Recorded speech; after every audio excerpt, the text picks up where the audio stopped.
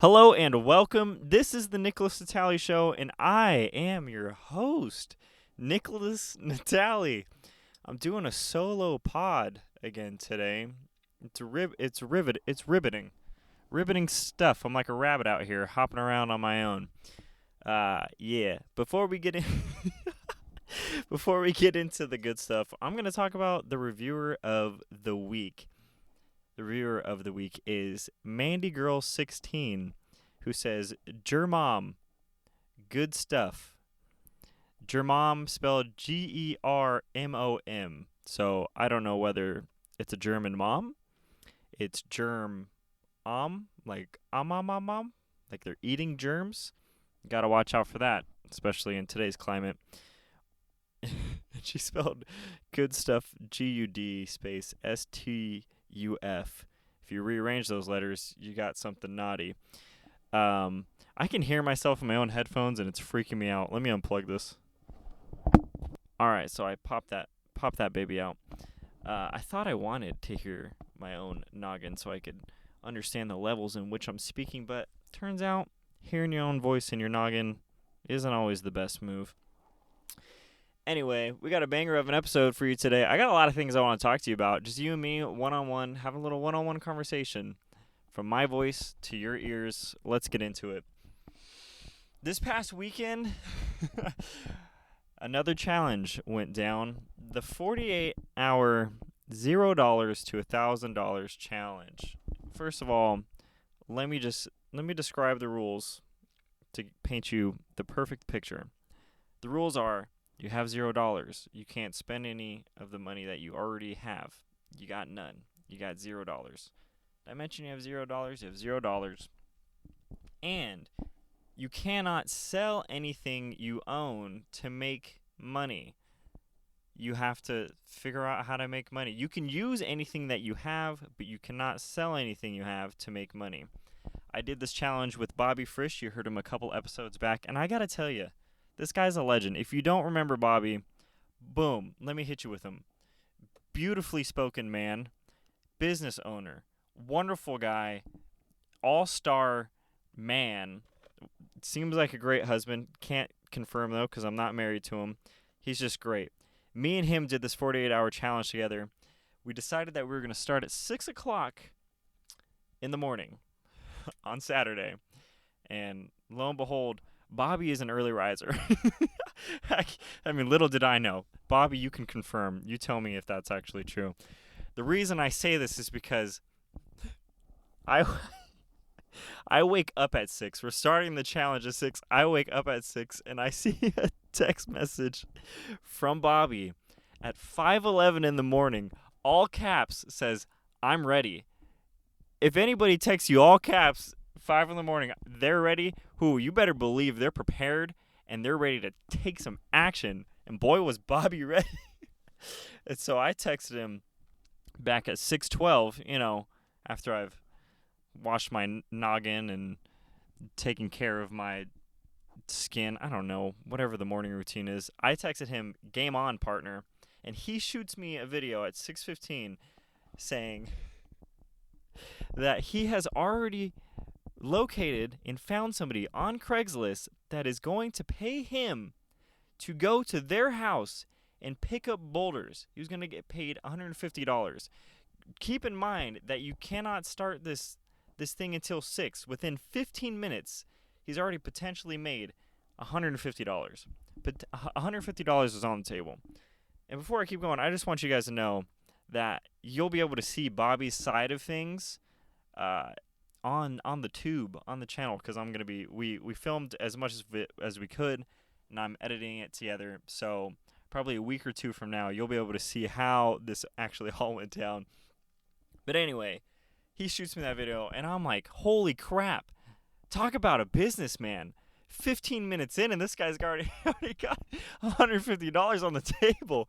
Oh, man. So I'm freaking out because my original plan, I felt like, here was my original plan. My original plan was to find apps that you could recommend to other people that would give you like a kickback, if that's the right word. They're not throwing you a party for this, but give you a little kickback on your money, like $5 if you refer a friend, or $100 if you refer a friend. And the one I specifically, at the top of my noggin, had in mind was an app called Webull, Webull, Webull, Wefullable is what it should have been called. Just playing. Webull, they give you, so if you refer someone and they sign up, you get a free stock and they get a free stock. And that stock's value is anywhere between like $10 and I think $1,400 or $1,000. Those are the highest it can go, and it's all random, so you don't know what you're going to get.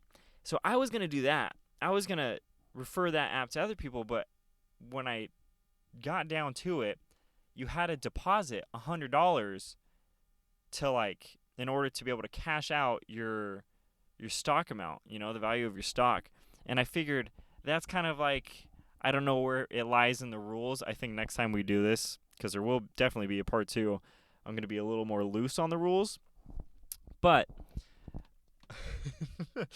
so I wouldn't do it. I didn't want to do it. So now I'm scrounging, and Bobby just made $150 or potentially $150 on Craigslist, finding someone on Craigslist. So now I'm feeling I should switch my whole style up, because it seemed like $150 in 15 minutes. That's a killer deal. That's a steal. So now I did not want to go on Craigslist because of a certain reason. I don't have a truck. And if you have a truck, it's a game changer, because you can go pick stuff up. You can go pick up all that junk on the free part of Craigslist, where everybody's just throwing up the stuff that they don't want anymore on Craigslist. And that's true for Facebook Marketplace too. There's a whole free section. And I'm not going to lie, I might be getting ahead of myself, but I did try that as well. Anyway, so I was scouring Craigslist, and I was like, man, don't want to do this. I found there was some good stuff that was going for free. One of them I thought I could get away with because it was just a tire. It was in my car, or not in my car. I could fit it in my car. That was going for free. So I took the pictures from Craigslist that was on that posting, and I put it on Facebook Marketplace and put it up for $45. No, I mean 45 people viewed it. Nobody wanted it. And so now I'm like, balls. I got 0 dineros. What am I going to do? So I start pounding on Facebook Marketplace, adding services. Like I said, I was going to build a website. I said I could do voiceover stuff. Said I could do a logo. Just all things that I could do from the comfort of my own home, so I don't have to go meet them. And things that I could actually do in a day. And I was looking for something that was going to be a little more big ticket, you know, because the end goal is to get to $1,000. I thought I could nail down $1,000 if I just did like a quick website for somebody that wanted like a quick turnaround, do it in a day.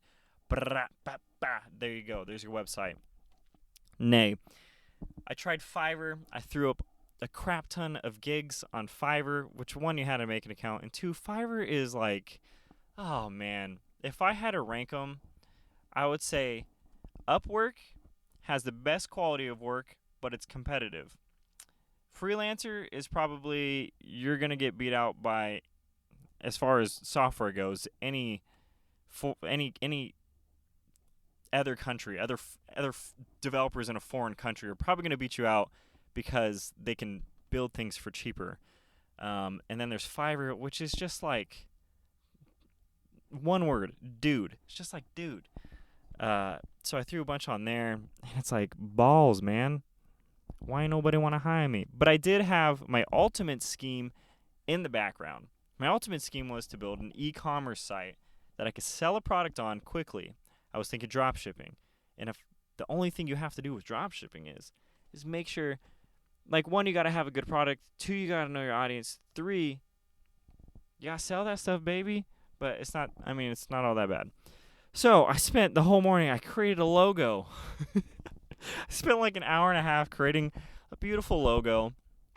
And I stuck to what I knew, van life, because I was like, I can lock down on the van life community, which I still plan on having some sort of like van life clothing, like growing the Burb Life thing. But that's just me. That's personal. And within this challenge, I started building a Shopify site from scratch. balls, man. Real balls. But I was like, I still need money to advertise it. But I was going to try to get enough money that I could give it to social media influencers to just give me 1 or 2 posts, that I could advertise my product and get down the road.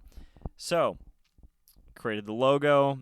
It was I own this domain, so I'm kind of excited about it, but yeah, spill all the beans. We're all about transparency here. I own the domain Van Life Gear, so I definitely plan on using that at some point, but I made a logo for Van Life Gear. It said Rollin' since 2001, and it was like in a circle, and it had a van in the middle of it. It was nice. I liked it. It was clean looking. Pumped that baby out in an hour and a half. Then, I've never made a Shopify site before, but I started plowing on it, and I'm not going to lie, I think I may have gone a little too hard on it. I designed it, it looked clean, but then I started hooking up all of these Shopify apps to it. The first being like order lookup, so if somebody did order something, they could track it when it was coming, a FAQ page, but it's like you got to go in there and write all those questions and answers, but it was really clean looking. I use this photo review app where I'm not going to say this is moral, but people do it. You can import, because if you don't have any reviews, you lose a lot of credibility, but you can use this app and you can pull reviews from other things. So, for example, on this site, I was selling like sweatshirts, hats, backpacks, laptop sleeves, joggers, and I went to AliExpress. I used this app, and it pulled some reviews from some of the sweatshirts, and just like people saying like this is a great sweatshirt, but it's like real people, so you take that and it throws it onto yours. Just letting you guys know what's out there, and I was trying to get this done quick, all right? I found Recart, which is following people up if they abandon their cart, like if they forget to hit submit on their order or whatever. SMS marketing, that would do the same thing. It would actually send them a text message if they abandon their cart, or if like it would just follow up with them like in 2 hours and say, hey, you left this cart open, here's a discount, and here's a link to what you were going to buy. And then I installed another email marketing application, Klaviyo, which is like now becoming more superior to MailChimp, but it's really gained a lot of popularity in Shopify. So I did all of that stuff, and I was like, balls, man. Balls. I ain't got no way to advertise this. Cash App gives you $5 back if you refer a friend. I got 2 people to get referred to sign up. I was like, hey, sign up for this. I need some help. I'm getting schooled here. Bobby's got $150, which he confirmed. He confirmed by like 7:30. He sent me another video saying, "Yep, picked up the rocks. Got $150 cash." He doesn't talk like that, but I was feeling the pressure. Bobby's whipping out cash like nobody's business, and I'm stirring my wheels. Got nothing. So I ended up getting $10 from Cash App, and I started scouring the gram for influencers. My goodness, baby. And I had to research what's the best way to get a reply from them. If you want to know, here's my tidbit. You give them one line at the top of the message. Just say advertisement rates ? So that's how they know you're serious. You're getting straight to the point. They're not spending time reading your whole dang message about whatever you want to freaking do. Just hit them with the advertisement rates, and they'll send them to you, and that's it. Problem solved. So I messaged a grip ton of people, and lo and behold, the only one to reply is somebody with 1 million followers. And as you would imagine, their rates are not $10 for a post. It's much, much higher than that. And I said, thanks, I'll get back to you. I ain't getting back to them. I ain't got that dough. So, feeling a little bit stressed. I also kind of had this other like subconscious rule in my head, which wasn't necessarily true. It's like I didn't really want to pull from any clientele that I already had, which I'm probably going to scratch in the part 2 of this, just because it's just like you're just trying to get to $1,000, Come on, baby. Get to that grand. Put a K next to that one. So I hit the town. You know what I'm saying? I go to my local plaza. There's one guy in particular that I've been like trying to build a website for. We just haven't been able to like link up schedule-wise or whatever. And I go into his restaurant and I'm like, hey man, I can make it for you right here, right now. And he's like, no, I ain't got time for that. And I was like, man, rejected. And then I thought to myself, there's a lot of other restaurants in this plaza. Why not give it a go? So I started going door to door, trying to trying to sell their restaurants to them, trying to sell websites to these people.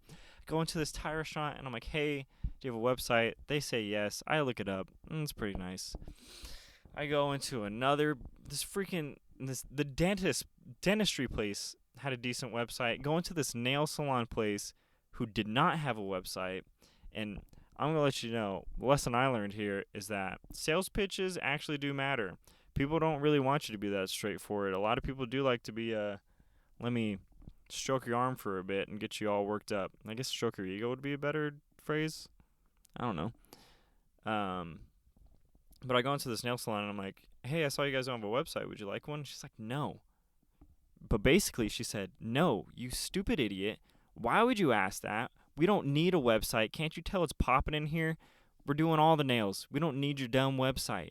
Even though it would increase our customer base significantly and give us a presence online, which is very important in 2020. That's what they said, not my words. I tried 3 other restaurants. One of them was really sad. She was like, I would have done it, but we're going out of business. And I'm like, my bad.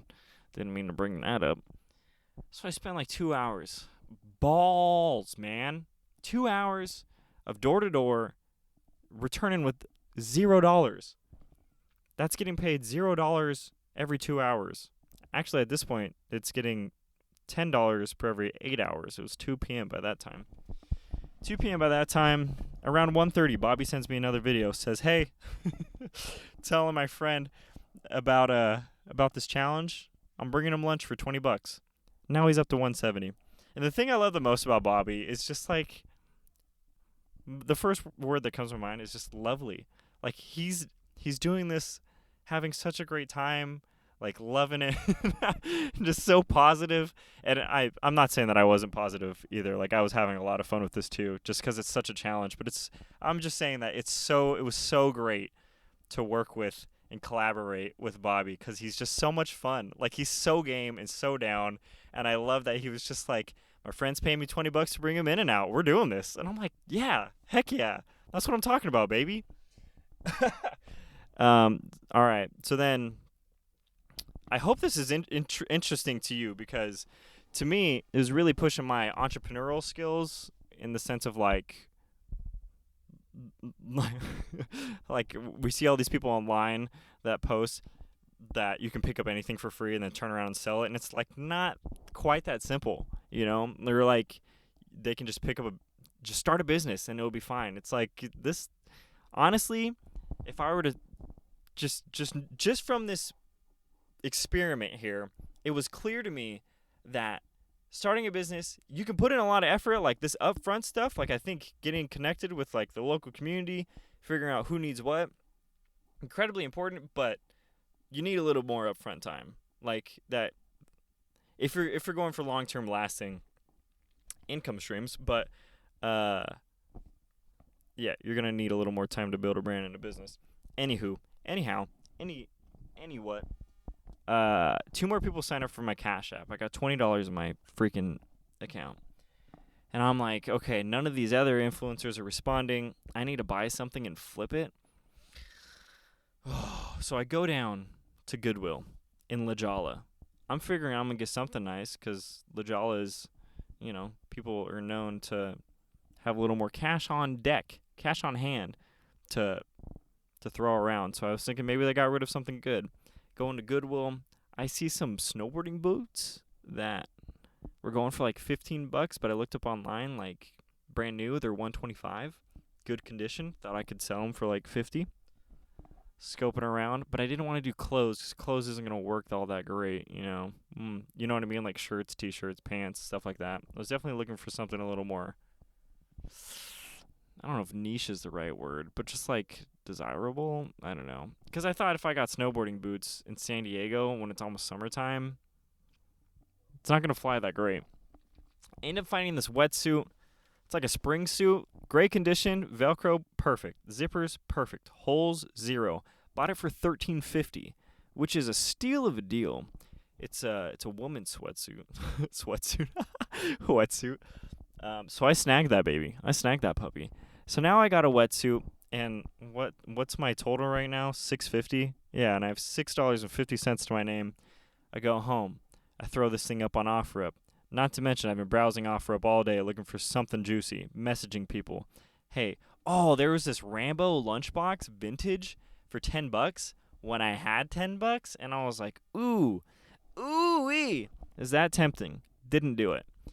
Got the wetsuit instead. Got the wetsuit, threw it up on the interwebs, Googled more about how to do product shoots, try to do my best to do a product shoot. That was a waste of time.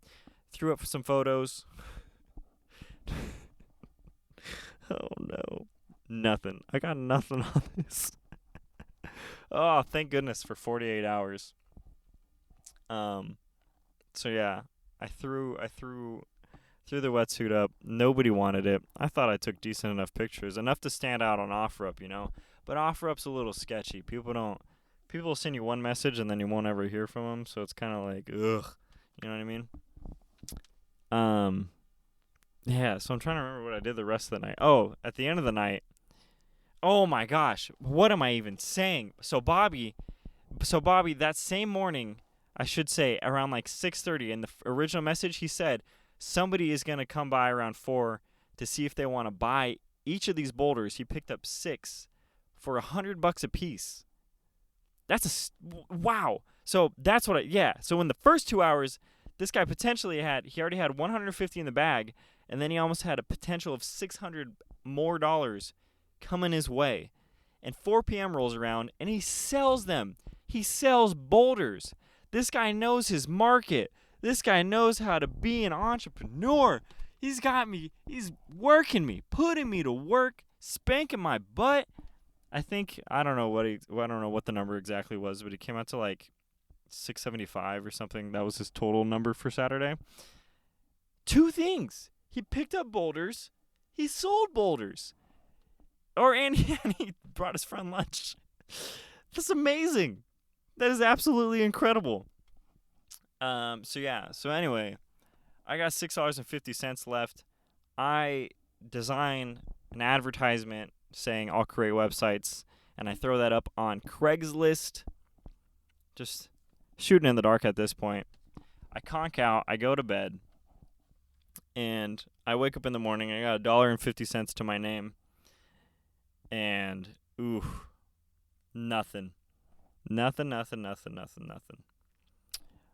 Yeah, this was rough. I went to church. I went to eat with Parker, and Parker gave me a penny. I'm up to $1.51. I responded to some other people inquiring about the websites from Craigslist. Nobody really said anything. And then the same morning, somebody responded from Instagram, and they were saying their rates were like $25 and $20, depending on like if you wanted a story and a post or just a post. And I think I had $10 at that point, but I was trying to haggle with him to go down, and he wouldn't go down. And it was like he had like 40,000 on Instagram, and so I was just like, man, this could be the move, because then I could get some traffic coming, but I couldn't afford it anymore, and I only had $1.51, so I was trying to haggle with him, and I was trying to respond to other influencers, and it was just like a lot of busy work for all of Sunday. And I will say this, I ended up oh man, I can't believe this. So for all of you that have seen on the gram that I was on that Pack the Van, like they gave me a shout out per se, no, I paid for that because I thought, mistake on my part. I learned a lot in this social media realm of this thing. Social media accounts, if I were to do advertisement again, because I think they can work, but I think I just got excited that somebody with 40,000 wanted to post something for me, or with my, like, for the Burb Life sweaters. And I looked at the ratios of like likes to comments, and they just weren't deep enough, Like the audience was invested in van life, but I wish I would have gone with another account that was more active with their community, and I think the followers could have been purchased. Honestly, that's still stuff I'm figuring out. How do you even decipher? Because I paid $25 to get for my own stuff, not part of the challenge, like at the end of the weekend, because I was like, I want to know. And it was a waste. I got zero. Nobody bought a sweatshirt, and like nobody engaged with my profile really. I think I like it showed my profile visits go up by like 50 or 100 people, but nobody interacted with my account whatsoever.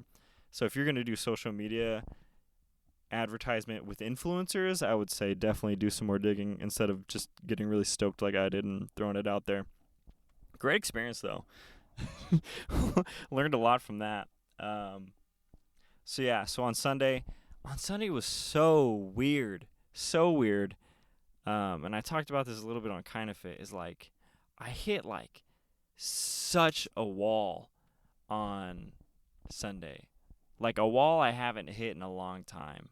Like a level of exhaustion that was I don't know. It was like it knocked me down mentally and physically. Like I felt like I was just that whole week was just like really hectic, and then the challenge was like really challenging, and I think I had so much focus in this.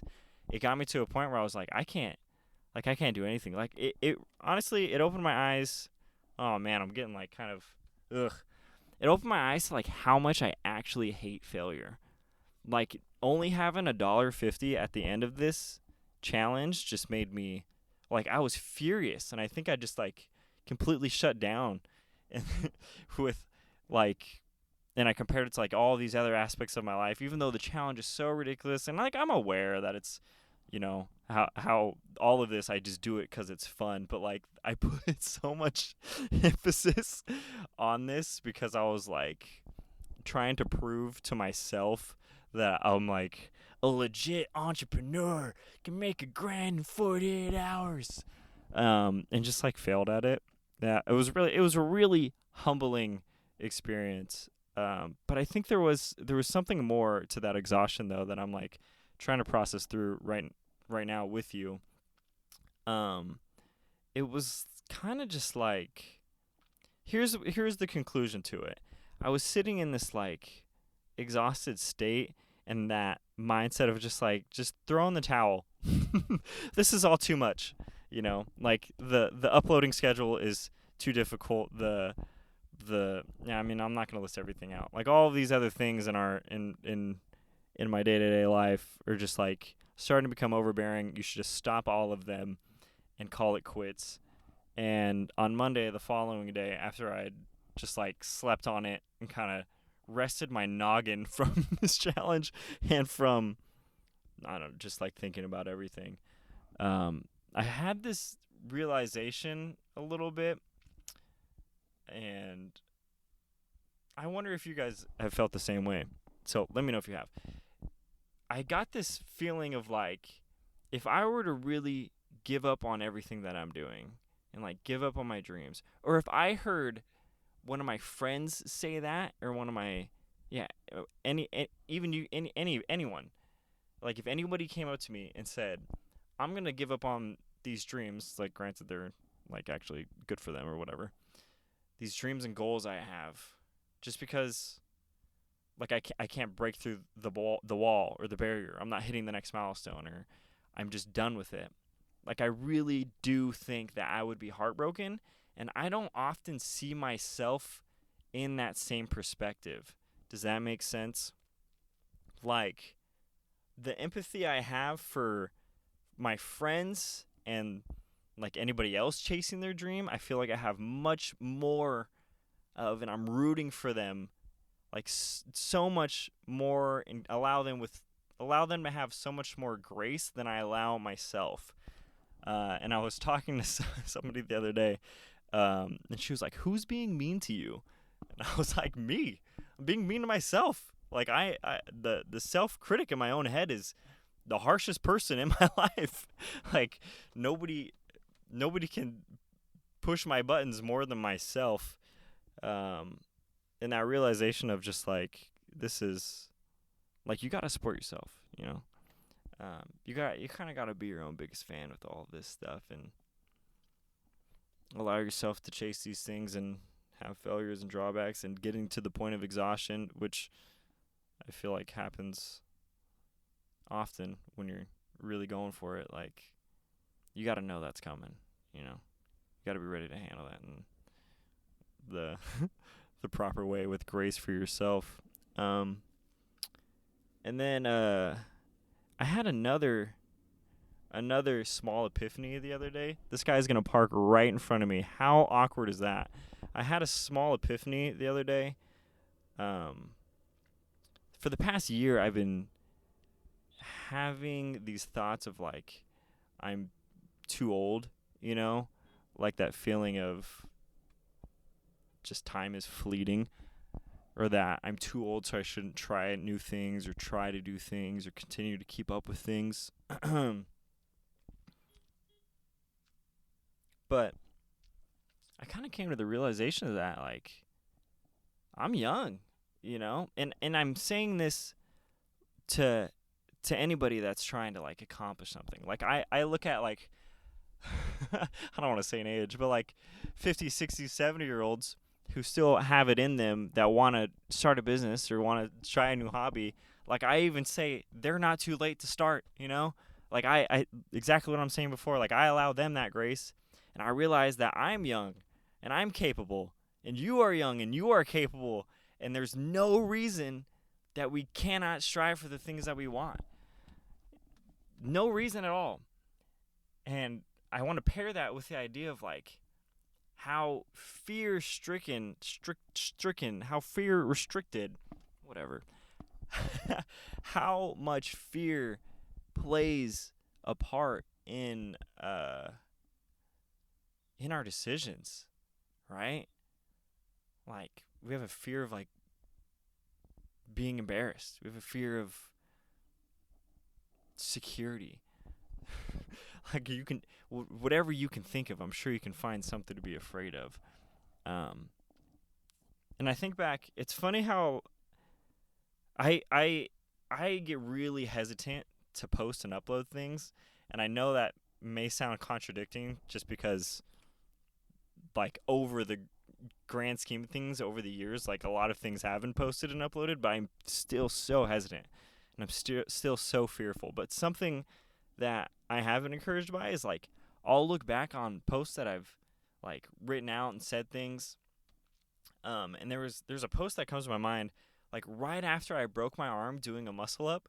As soon as I was healthy enough, and maybe this is because I was 19 and a little dumb, but like I went out and I did a muscle up as soon as I could because I didn't want that fear to control me, and I've lost some of that, you know.